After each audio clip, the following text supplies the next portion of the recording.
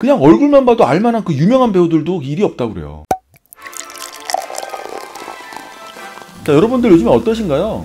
오디션 많이 지원하고 계신가요? 아니면 캐스팅이 한 번씩 돼가지고 촬영도 한 번씩 나가고 계신가요? 배우들 요즘에 일이 없어도 너무 없습니다. 요즘처럼 너무 덥거나 뭐 장마철 아니면 너무 추운 계절에는요, 아무래도 촬영 비수기라고 그래가지고 전체적으로 일이 좀 줄어드는 시기가 반드시 있긴 합니다. 근데 요즘은 정말 없어도 너무 없지 않나요? 요즘 기사들을 좀 보면 아시겠지만 어떻게 보면 이 배우들의 위기라는 말이 돌 정도로 전업배우로 활동하시는 분들은 아마 직감하고 계시는 부분들이 있을 거예요. 근데 이게 배우들한테만 해당 사항이 있는 게 아니라 한국의 드라마, 영화 시장 전체의 위기라는 말이 심상치 않게 나오고 있다는 거 모두들 아실 거라고 생각을 해요. 오늘 그 얘기를 한번 해보도록 하겠습니다. 사실 어느 나라든 영화나 드라마 같은 콘텐츠 시장은 부흥기가 있으면 쇠퇴기가 있기 마련이에요. 우리나라 1970년대, 1980년대를 잠깐 살펴보면요, 이때도 나름 한국 영화의 부흥기 같은 시절이었어요.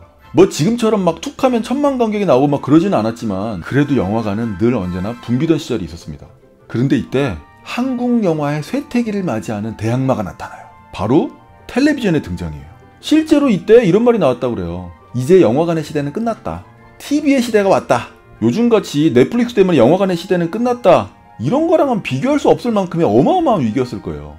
이렇게 이 시대에 텔레비전의 등장, 그리고 헐리우드 영화 직배, 뭐 이런 이슈들 때문에요, 대략 30년 정도 한국 영화의 암흑기라고 불렸던 시대가 있었어요.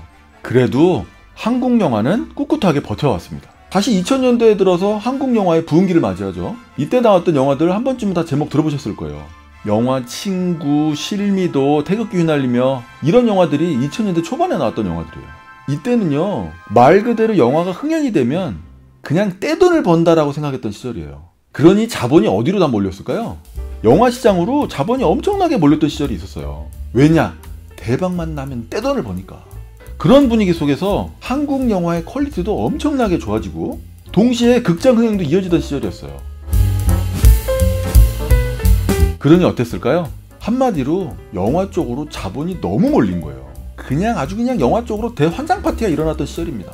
그래서 그때만 해도요, 시나리오하고 배우만 적당하면 그냥 바로 투자를 받아갖고 영화를 찍어낼 수 있었던 그런 시대가 있었어요. 결국 어떻게 됐을까요? 그렇게 질 떨어지는 한국 영화가 마구잡이로 생산되던 시절이었어요. 그래서 결국 어떤 말이 나왔을까요? 한국 영화 이제 볼 게 없다, 이런 말들이 나오기 시작한 거죠.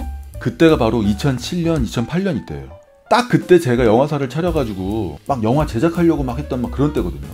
그때는 참 기회가 좋았던 시기예요. 그런데 2010년도 이후부터 한국 영화의 판도가 달라집니다. 영화 제작비를 50억을 써도 이제 어마어마하다는 얘기가 나왔던 그런 시기에 100억, 200억씩 제작비를 쏟아붓는 영화들이 막 쏟아지기 시작한 거예요. 그러니 어땠을까요? 한국 영화가 헐리우드 영화하고 비교해서 별로 떨어질 게 없다는 평을 받았던 시기예요. 심지어 헐리우드 영화 제작비의 10분의 1만으로 헐리우드 영화 버금가는 영화를 제작하는 나라라는 평을 받기 시작한 거죠. 자, 이제부터 여러분들이 아실 만한 이야기가 나옵니다.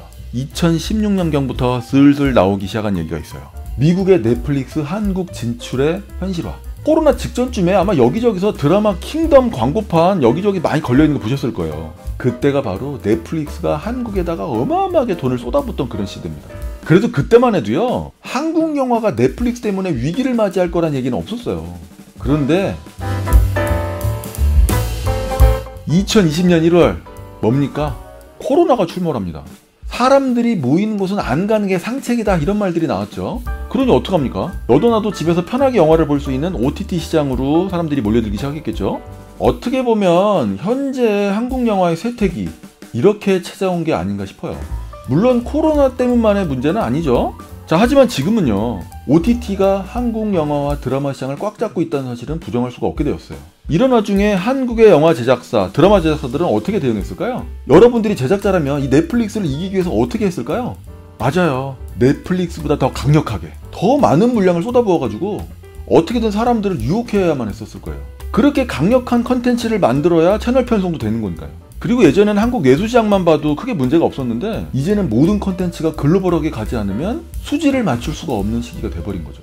그러니 캐스팅 시장은 어떻게 변했을까요? 글로벌한 팬층이 다져진 배우가 아니면 캐스팅을 할 이유가 없어져 버린 거예요. 그렇게 완전히 배우 쏠림 현상이 일어났겠죠? 자연스럽게 어떤 일이 벌어졌을까요? 배우들의 출연료가 어마어마하게 높아진 거예요.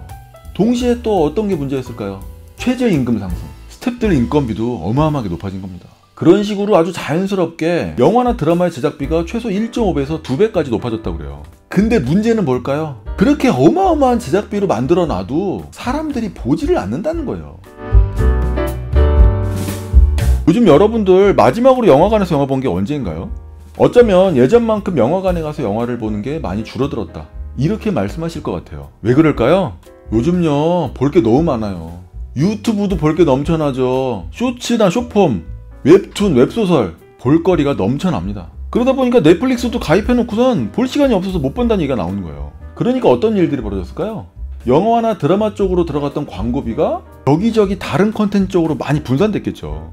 결국 어떤 일이 벌어졌을까요? 영화나 드라마 쪽으로 투자되는 돈들이 현저하게 줄어들었겠죠. 그렇게 힘들게 만들어 놨어도 사람들이 보러 가지도 않고, 큰 돈을 써서 드라마를 만든다고 해도 채널에서 편성을 안 해주고, 만들어봤자 손해라는 말들이 나오기 시작한 거죠. 그래서 요즘은요 영화는 투자받아서 제작까지 넘어가는 게 거의 기적이라고 그러고요, 드라마는 채널 편성을 따내는 게 하늘의 별 따기보다 더 어렵다, 이런 말들이 나오기 시작한 거죠. 그래서 영화나 드라마 제작 편수가 3분의 1 정도 줄어들었다고 그래요. 뭐 잘 아시다시피 우리나라 토종 OTT들도 오리지널 드라마 제작을 중단했다고 그러죠. 결국 넷플릭스만 견고해집니다. 이런 전체 상황 때문에요 배우들이 일이 없다고 그래요. 우리같이 무명 배우들이 일이 없는 게 아니라 그냥 얼굴만 봐도 알만한 그 유명한 배우들도 일이 없다고 그래요. 실제로 1년 내내 쉬는 날 없이 일했던 촬영 감독이요 그냥 요즘엔 집에서 놀고 있답니다. 이런 전체적인 상황들 때문에 배우나 스태프들 인건비가 조금씩 낮아질 거라고 예측하는 사람들도 있기는 해요. 그렇게 영화나 드라마 제작비도 낮아질 거다, 뭐 이렇게 예측하는 거죠. 근데 아시다시피 한번 높아진 인건비가 낮아지는 게 쉽습니까? 그래서 요즘 분위기는요 영화나 드라마 제작 시장은 당분간은 계속 어려울 거다라고 예측하는 게 지배적이에요. 한마디로 영화나 드라마를 만들어서 재미를 보는 자본이 많아지지 않는 이상은 대부분의 자본들이 영화나 드라마 쪽으로 가지 않을 거란 얘기죠. 하지만요 분명한 사실은 이거라고 생각해요. 한국 영화는요 언제나 위기가 있었고 쇠퇴기가 있었어요. 한국이 어떤 민족입니까? 결국 다시 일어나는 민족이잖아요. 이런 전체적인 시장을 극복하기 위해서 여러 가지 방법들이 모색이 되고 있는 것 같아요. 조만간에 뭔가 획기적인 것들이 많이 나올 겁니다. 물론 저 같은 작은 영화 제작자들도 분발해야 될 거예요. 저도 올해 말쯤에 한 10억 정도 예산으로 영화를 제작하려고 준비하고 있거든요. 뭐 저 역시 쉽지는 않습니다. 정부 지원 자금이 없으면 시작도 못해요. 하지만 이렇게 저예산으로 만든 영화나 드라마가 막 대박이 나는 어떤 그런 사례들이 자꾸 나왔으면 좋겠어요. 그래야 이 시장이 또 활성화될 거 아닙니까, 그죠? 요즘 배우들, 드라마, 영화 제작 스태프들 참 많이 힘든 때입니다. 자, 이 얘기는 뭘까요? 여러분의 연기가 별로이거나 여러분의 이미지가 별로여서 캐스팅이 안 되는 게 아니란 뜻이에요. 그냥 물리적으로 제작 편수가 너무 많이 줄어든 겁니다. 잘 나가던 배우들조차도 집에서 놀고 있다니까요. 그러니 여러분들 지금 같은 때 어떻게 시간을 보내야 될까요? 맞습니다. 내공을 쌓는데 시간을 투자해야 될 거예요. 자, 오늘은 좀 어줍지 않게 영화 시장에 대한 이야기를 좀 해봤어요. 현재 이 시장에 몸담고 있는 모든 분들이 힘든 시기다, 이렇게 생각하시고 위로가 좀 되셨으면 좋겠습니다. 자, 어쨌든 여러분들의 내공을 쌓기 위해서 최선을 다하시기 바랍니다. 저도 최선을 다할게요. 감사합니다.